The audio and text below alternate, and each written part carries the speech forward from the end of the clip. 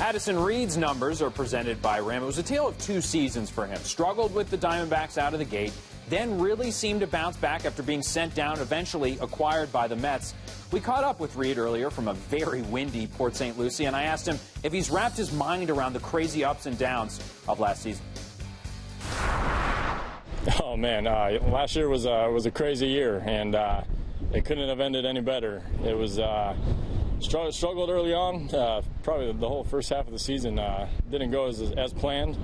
Got some things worked out in the minor leagues, and then the next thing you know, I'm over here in New York and playing in the World Series. So it was awesome. I wouldn't have had it any other way, and like I said, it couldn't have ended any better. And you know, hopefully it goes as well this year as it did last year.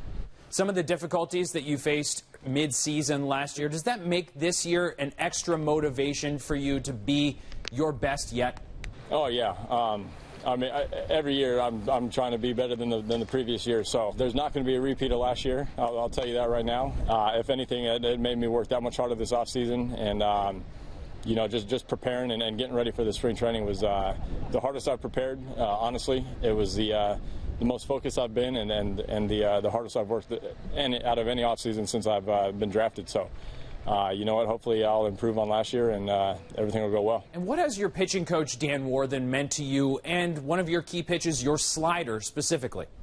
I mean, that guy's a pitching genius. He knows all the ins and outs of pitching. So he kind of left me alone. I was throwing the ball pretty well when I came over here. He kind of let me do my thing.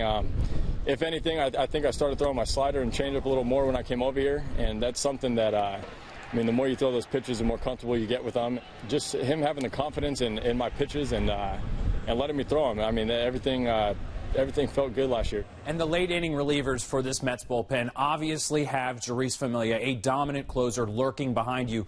What does that do for you mentally in that bullpen?